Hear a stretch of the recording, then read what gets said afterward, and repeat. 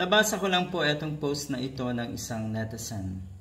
At tama yung sinabi niya na sa paligid ng isang katulad ni Harry Roque, yung mga taong nag-iisip ng tama, lalo na yung mga colleague niya, halimbawa, mga naging kaklase niya sa university, mga naging katrabaho niya dati, natural may mga utak yan.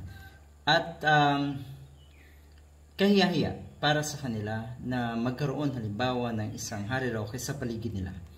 Ganon ang sistema, ganon ang kalakaran sa mundong ito. Mas lalong ikinahihiya si Harry Roque sa tingin ko ng mga malalapit na kaanak na nag-iisip din ng tama. Sa family niya, siguradong kahiya-hiya din siya. Natural lamang na kahit papaano ipagtatanggol yan ng mga kapamilya niya, pero nakakahiya pa rin.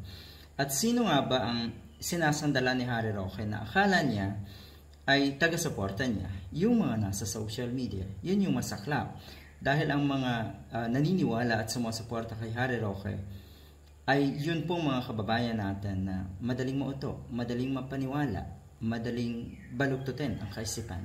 Ganyan na ganyan. May isa pong, ang sabi kasi dito, batch ka batch sa isang or sa kanilang alma mater na kuno ay ikinahihiya nga itong si Harry Roque. Ang sabi dito, mahiya ka naman.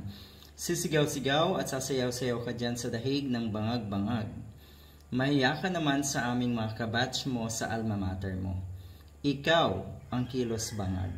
Totoo yan.